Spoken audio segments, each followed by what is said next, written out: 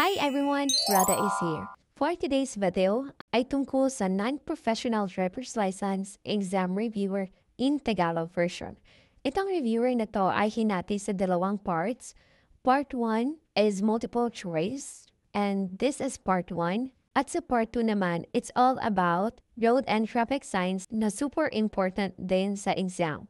Kaya make sure na mapanood niyo both videos para mas ready at confident kayo sa pagkuha ng non-professional driver's license. Let's start! Ang kahulugan ng senyas trapiko na kulay asul at puti na parihaba o parisukat ang hugis.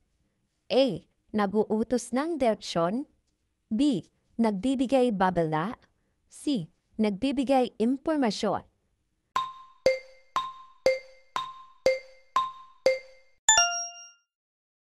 Ang tamang sagot ay C. Nagbibigay ng impormasyon. Ano ang kahulugan ng senyas trapiko na kulay pula na pabilog, octagon o baliktad na tatsulok? A. Nagtatakda o nagbabawal. B. Nagbibigay babala. C. Nag-uutos ng direksyon.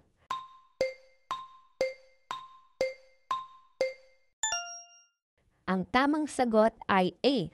Nagtatakda o nagbabawal. Sa mga rotonda, alin ang may karapatan sa daan? A. Ang sasakyang papasok pa lamang sa rotonda. B. Ang sasakyang nasa paligid ng rotonda. C. Ang sasakyang nakaharap sa berdeng ilaw.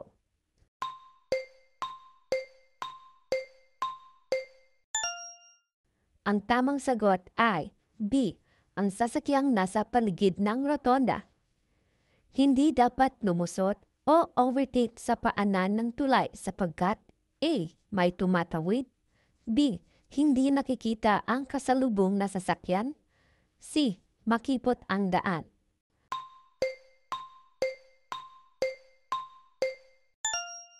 Ang tamang sagot ay B. Hindi nakikita ang kasalubong na sasakyan. Ano ang kahulugan ng berdeng ilaw, trapiko? A. Senyas upang patakbuhin ang sasakyan. B. Huminto sa nakatakdang linya. C. Maaari kang tumuloy, bagalan lang ang takbo.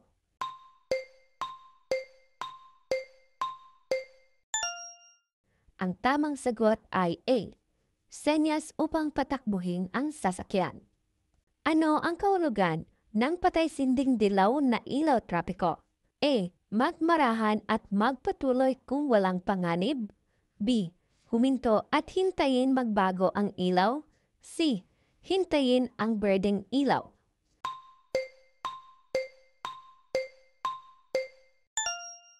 Ang tamang sagot ay A. Magmarahan at magpatuloy kung walang panganib. Ano ang kahulugan ng tuloy-tuloy na guhit na kulay dilaw? A. Maaaring lumusot o overtake. B. Bawal lumusot. C. Tama lahat ang sagot.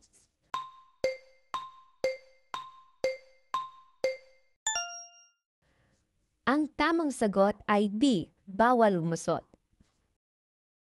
Ano ang kahulugan ng patay-sinding ilaw na pulang ilaw trapiko? A. Huminto sa nakatakdang linya.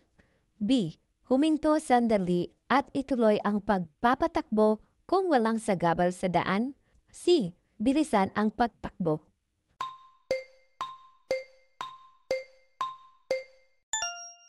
Ang tamang sagot ay B. Huminto sandali at ituloy ang pagpapatakbo kung walang sagabal sa daan. Ano ang kahulugan ng dilaw na signal ng trapiko? A. Huminto. B. Humanda sa paghinto at malapit nang sumindi ang ilaw na pula. C. Maaari kang tumuloy, bagalan lamang ang pagtakbo.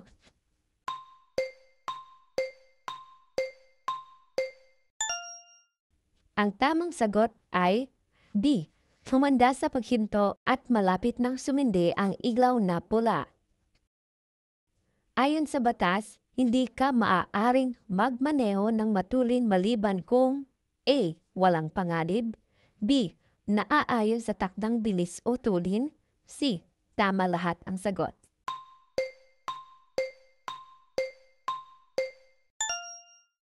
Ang tamang sagot ay C. Tama lahat ang sagot. Ano ang kahulugan ng birding signal ng trapiko? A. Patakbuhin ng tuloy-tuloy ang sasakyan. B. Huminto. C. Bagalan ang pagtakbo.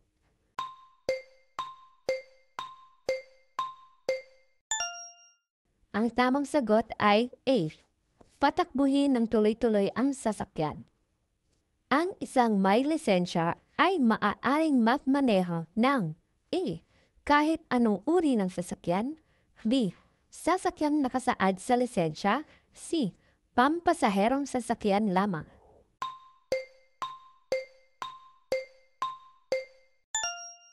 Ang tamang sagot ay B. Sasakyang nakasaad sa lisensya. Ano ang ibig sabihin ng birding arrow signal trapiko? A. Hindi pinapayagan ang pagpasok sa interseksyon na itinuturo ng arrow. B. Nagpapahintulot sa mga sasakyan na kumaliwa at kumanan. C. Nagpapahintulot sa pagtawid ng mga taong tatawid.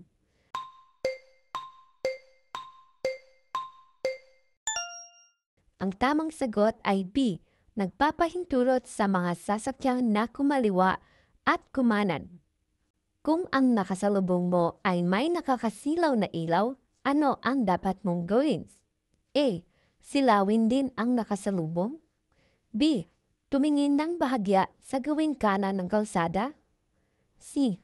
Titigan ang nakakasilaw na ilaw.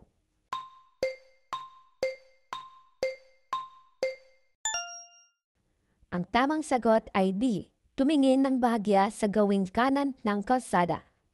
Ano ang kahulugan ng dilaw na araw signal trapiko? A. Naghuhudyat ng pakanan o pakaliwang direksyon. B. Nangangahulugan na ang pulang araw ay malapit na sumindi. C. Nagpapahintulot sa mga sasakyan na kumanan, kumaliwa o dumiretso.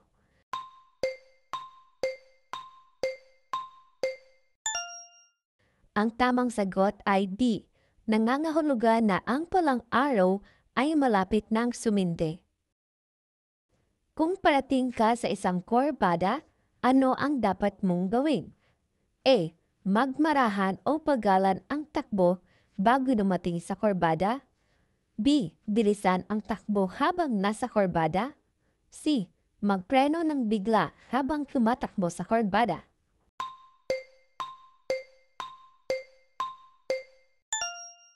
Ang tamang sagot ay A.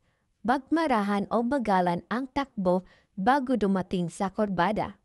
Mga puting linya sa daan ay A. Naghahati sa mga lanes na tumatakbo sa isang direksyon. B.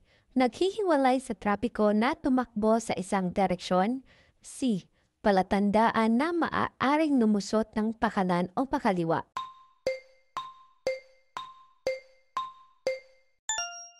Ang tamang sagot ay B. Naghihiwalay sa trapiko na tumakbo sa isang direksyon. Ano ang kahulugan ng senyas trapikong kulay pula na tatsulok ang hugis? A. Nagtatakda. B.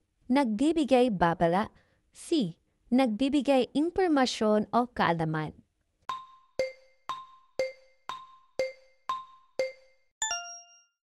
Ang tamang sagot ay B. Nagbibigay babala. Ang dilaw na linyang putol-putol ay palatandaan na A. Pinapayagan ang paglusot sa kanan. B. Ipinagbabawal ang paglusot sa kanan o kaliwa. C. Pinapayagan ang paglusot sa kaliwa.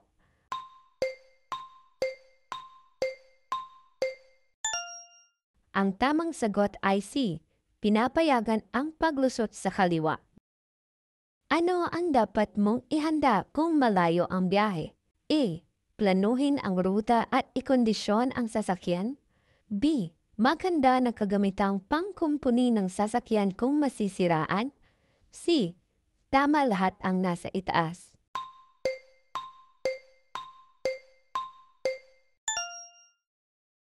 Ang tamang sagot ay C. Tama lahat ang nasa itaas. Kung paparada ng paahon sa may bangketa, dapat mong ipihit ang gulong kung A. Papuntang bangketa. B. Papalayo sa bangketa. C. Kahit anong direksyon.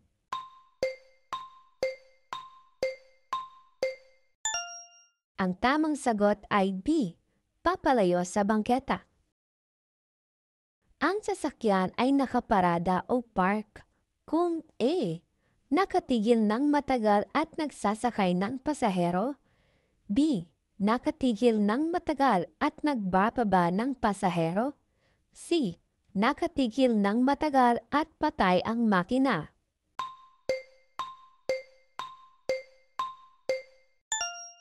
Ang tamang sagot ay C. Nakatigil ng matagal at patay ang makina. Habang nagmamaneho, dapat kang tumingin sa side and rear view mirror ng A. Mabilis o madalian. B.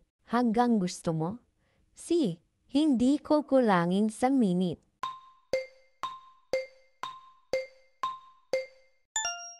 Ang tamang sagot ay A.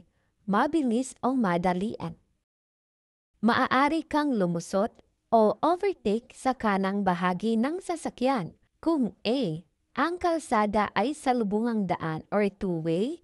B. Malapad ang bangketa. C. Ang highway ay may dalawa o higit pang linya patungo sa isang direksyon.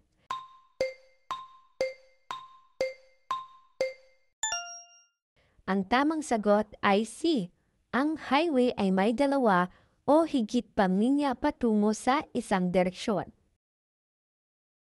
Ang mahuhuling lasing sa alak o ipinagbabawal na gamot ay may parusang A. Pagsuspinde ng lisensya. B. Multa o pagkabilanggo. C. Tama lahat ng sagot.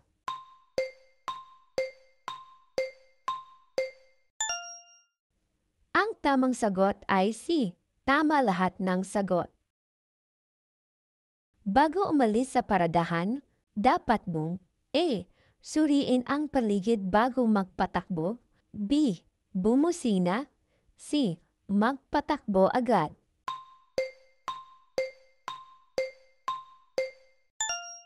Ang tamang sagot ay A. Suriin ang paligid bago magpatakbo. Ano ang kahulugan ng patay sining kulay pulang ilaw trapiko? A. Maghintay ng birding ilaw. B. Bagalan ang takbo at tumuloy ng maingat. C. Huminto at magpatuloy kung ligtas.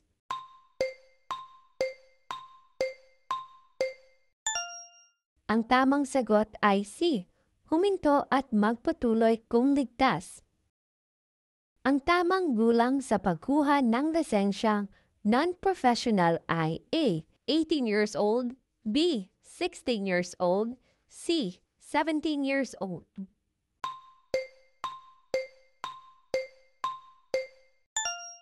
Ang tamang sagot ay C. 17 years old. Anong dapat gawing bago lumiko sa kanan o kaliwa? A.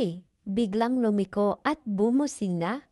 B. Magbigay ng hudyat o senyas na hindi kukulangin sa 30 meters. C. Ipagwalang bahala ang hudyat.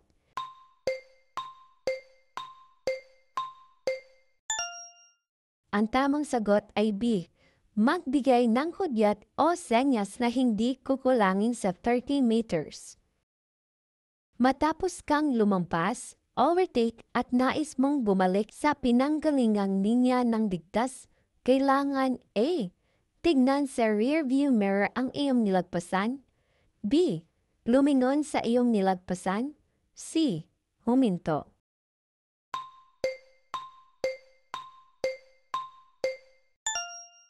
Ang tamang sagot ay A. Tignan sa rearview mirror ang iyong nilagpasan. Sa paglipat-lipat ng linya, dapat sumenyas. Tignan ang rearview mirror at A. Tignan kung may parating na sasakyan. B. Bumusina. C. Sindihan ang headlight.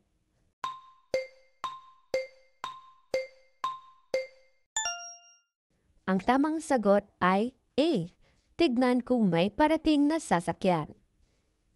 Sa isang interseksyon na may stop sign, dapat kang A. Magmarahan at magpatuloy kung walang panganib. B. Huminto at magpatuloy kung walang panganib. C.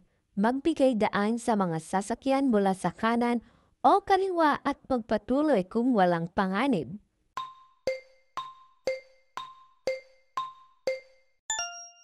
Ang tamang sagot ay A. Magmarahan at magpatuloy kung walang panganib. Sa may highway na may dalawang guhit, maaari kang lumusot o overtake kung sa iyong paning ay may A. Tuloy-tuloy na puting guhit. B. Putol-putol na dilaw na guhit. C. Tuloy-tuloy na dilaw na guhit.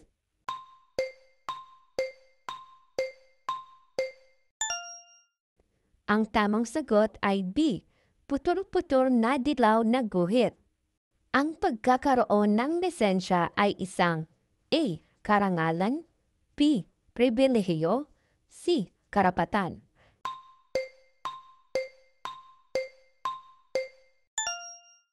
Ang tamang sagot ay B. Pribilehiyo.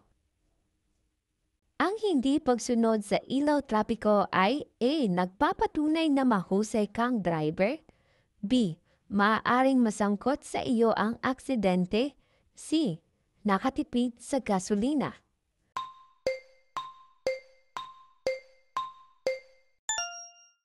Ang tamang sagot ay B.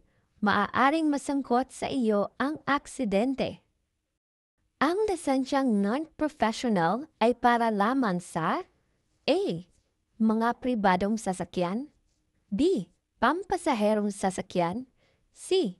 Anumang uri ng sasakyan.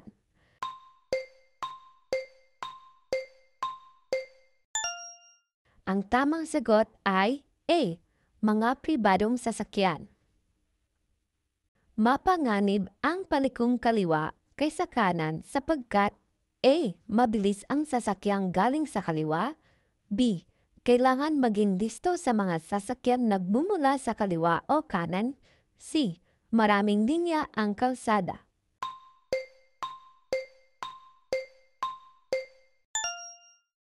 Ang tamang sagot ay B. Kailangan maging listo sa mga sasakyang nagmumula sa kaliwa o kanan. Ang pinakaligtas sa ultimatum kahit ikaw ang may karapatan sa daan ay A. Huwag ipilit ang karapatan. B. Bumusina. C. Laging ipilit ang karapatan.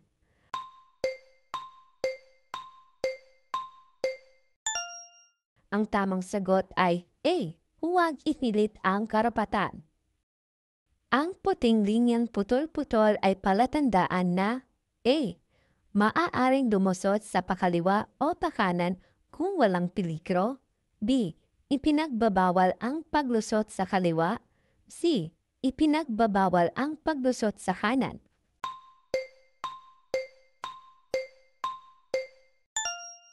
Ang tamang sagot ay B. Ipinagbabawal ang paglusot sa kaliwa. Ano ang dapat gawin kung pinapahinto ng pulis? A. Huminto at ibigay ang lisensya at ibang papeles ng sasakyan kung hinihingi. B. Huwag pansinin ang pulis at bilisan ang pagtakbo. C. Huminto at makipagtalo sa pulis.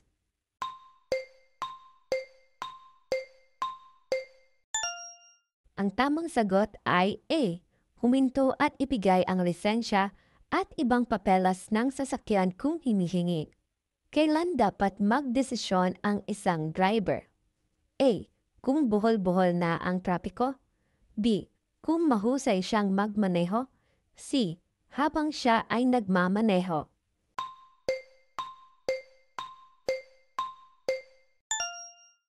Ang tamang sagot ay C. Habang siya ay nagmamaneho. Ang dalawang dilaw na linya na putol-putol ay palatandaan na A. Ipinagbabawal ang paglusot sa kaliwa. B. Maaaring lumusot ng pakanan o pakaliwa kung walang peligro. C. Ipinagbabawal ang paglusot sa kanan.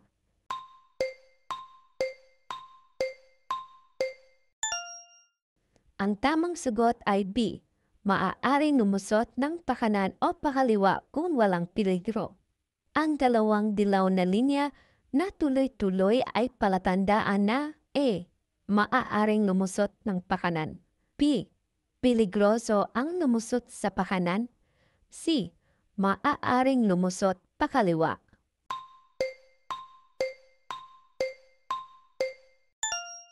Ang tamang sagot ay B. Peligroso ang lumusot sa pakanan. Kung ang driver ng sasakyan nang nasa unahan mo ay naglabas ng kaliwang kamay na nakaturo sa itaas, siya ay A. Kakanan, B. Hihinto, C. Kakaliwa.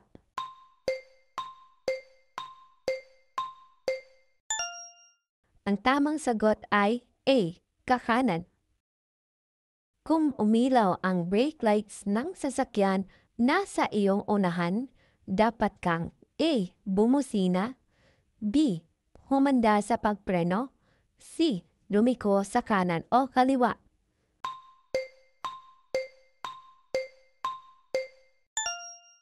Ang tamang sagot ay B. Humanda sa pagpreno. Kailangan magbigay ng senyas kung kakanan o kakaliwa sa darating na interseksyon sa layong A. 15 meters, B. 60 meters, C. 30 meters.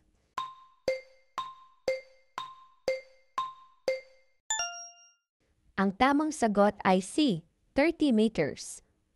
Ang busina ay ginagamit upang A. Makalikha ng ingay, B. Iparinig na maganda ang tunog ng busina, C. Makapagbigay babala ng kaligtasan o pag-iingat.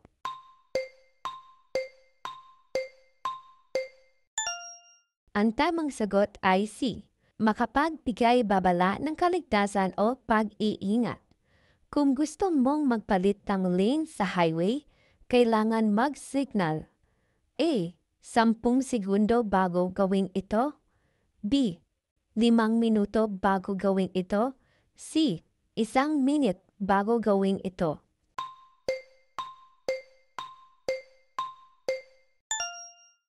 Ang tamang sagot ay A. 10 segundo bago gawin ito. Kung masangkot sa isang sakuna, dapat itong ipagbigay alam sa pinakamalapit na himpilan ng pulisya. A. Sa loob ng 72 hours, B. Kaagad-agad, C. Sa loob ng 48 hours.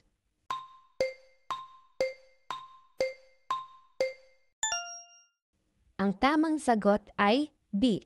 Kaagad-agad.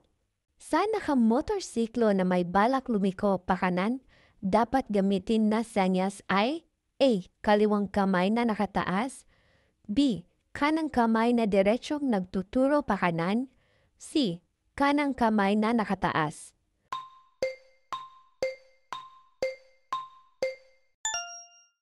Ang tamang sagot ay B.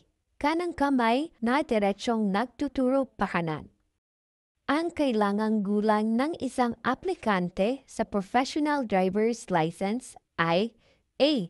18 years old, B. 17 years old, C. 21 years old.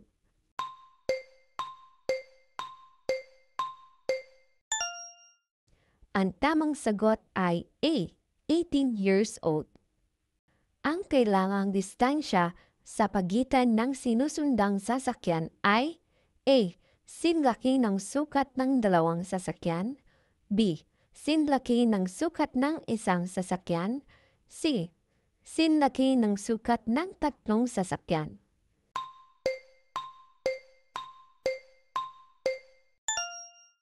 Ang tamang sagot ay B. Sinlaki ng sukat ng isang sasakyan. Ang pinakaligtas na tulin ng isang sasakyan ay naaayon sa A. Kondisyon ng kalsada at panahon, B. Kakayahan ng sasakyan, C. Kakayahang magmaneho ng driver.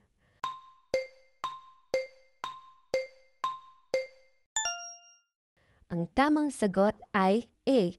Kondisyon ng kalsada at panahon. Saang lugar hindi ka dapat lumusot o overtake? A. Tama lahat ang sagot, B. Sa mga interseksyon. C. Sa paanan ng tulay.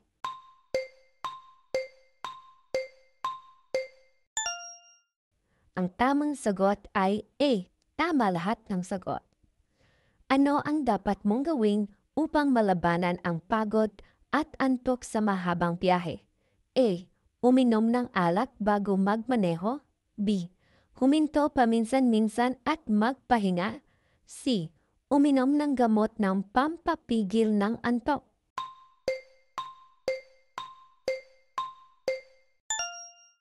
Ang tamang sagot ay B. Huminto paminsan-minsan at magpahinga. Ang paggamit ng huwad na lisensya ay ipinagbabawal at may parusang A. 500 pesos at 6 na buwan na hindi makakakuha ng lisensya. B. Pagkakabilanggo ng hindi hihigit sa 6 na buwan. C. 100 pesos.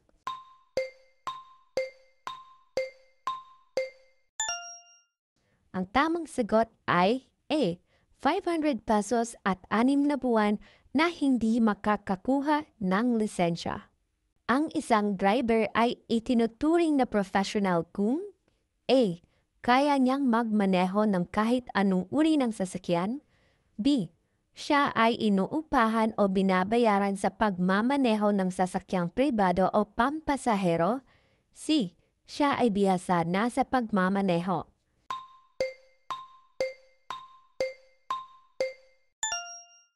Ang tamang sagot ay B. Siya ay inuupahan o binabayaran sa pagmamaneho ng sasakyang pribado o pampasahero. Ang pulang bandera o pulang ilaw ay kailangan na nakakabit sa anumang dala ng sasakyan na lalampas ng A. 1 metro mula sa likuran ng sasakyan. B. 3 metro mula sa likuran ng sasakyan. C. 2 metro mula sa likuran ng sasakyan.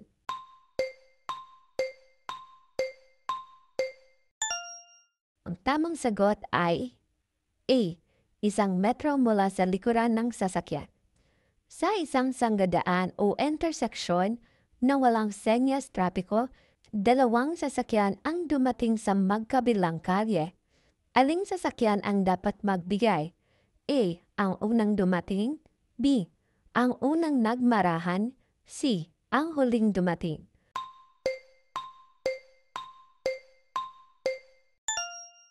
Ang tamang sagot ay C. Ang huling dumating. Ano ang dapat mong dalhin kung magmamaneho? A. Lisensya, rehistro at resibo ng huling pinagbayaran ng sasakyan sa LTO. B. Lisensya. C. Lisensya at papel di siguro ng sasakyan.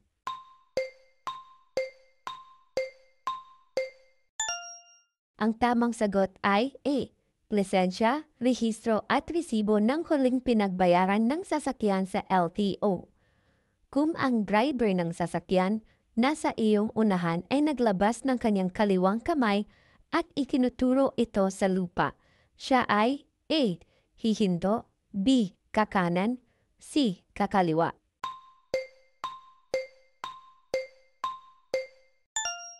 Ang tamang sagot ay A. Hihinto. Kung magpapatakbo ng mabagal sa expressway, dapat kang gumawi sa A. Gitnang linya. B. Kanang linya. C. Kaliwang linya.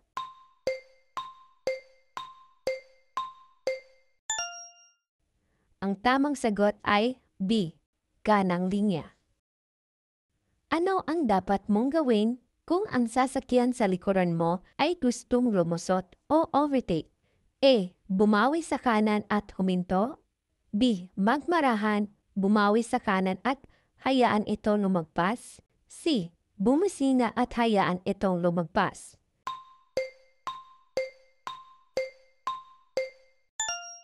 Ang tamang sagot ay B.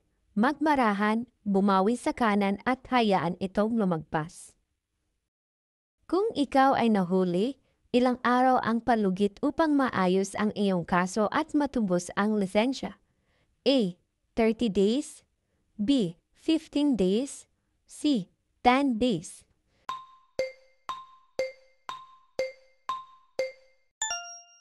Ang tamang sagot ay B. 15 days. Hindi ka pinapayagang tumawid sa kabila ng buong dilaw na guhit maliban kung ikaw ay A. Palikong pakaliwa, B. Palikong pakanan, C. Magpalit ng linya o daan.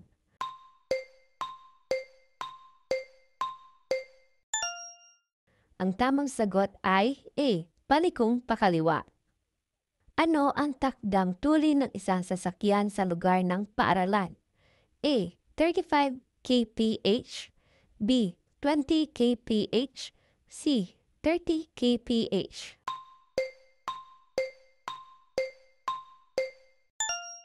Ang tamang sagot ay B. 20 kph. Ang pagmamaneho ng walang lisensya ay ipinagbabawal ng batas at may kaparusahang A. 500 pesos, B. 500 pesos at pagka-impound ng sasakyan ng hindi hihigit sa 10 araw, C. 750 pesos.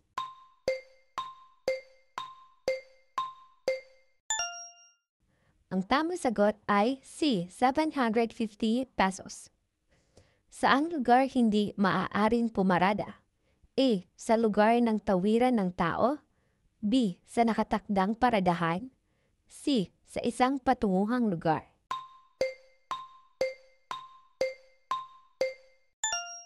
Ang tamang sagot ay A. Sa lugar na tawiran ng tao. Sa isang interseksyon na walang nakatalagang senyas trapiko, dalawang sasakyan ang dumating. Aling sasakyan ang may karapatan sa daan? A. Ang sasakyang galing sa kanan, B. Ang sasakyang unang nagmarahan, C. Ang sasakyang galing sa kaliwa.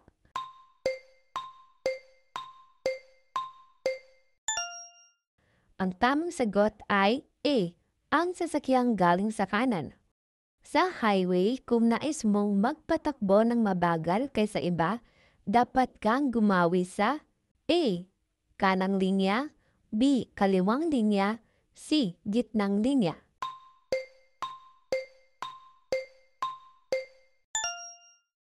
Ang tamang sagot ay A.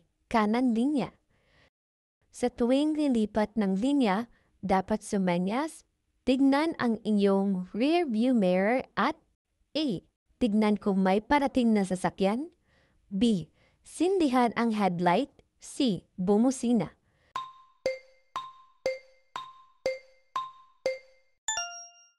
Ang tamang sagot ay A. Tignan kung may parating na sasakyan.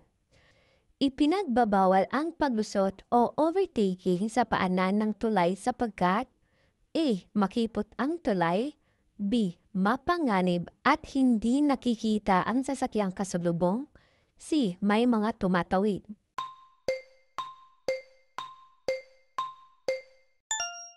Ang tamang sagot ay B. Mapanganib at hindi nakikita ang sasakyang kasalubong. Ang dilaw ng linyang tuloy-tuloy ay palatandaan na A. Maaaring lumusot sa kaliwa o kanan, B. Bawal ang paglusot sa kanan, C. Bawal ang paglusot sa kaliwa.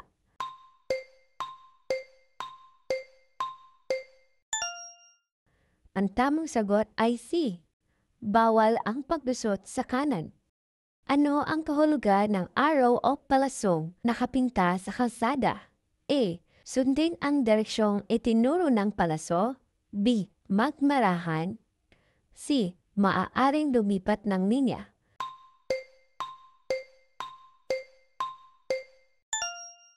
Ang tamang sagot ay A. Sundin ang direksyong itinuro ng palaso. And that's for part 1. Watch the second part of this video, which is road and traffic signs. If you have any questions or suggestion, comment below. Thank you for watching and don't forget to like, subscribe, and share sa mga friends niyong kukuha rin ng non-professional driver's license. And don't forget to watch the part 2 of this non-professional driver's license exam reviewer.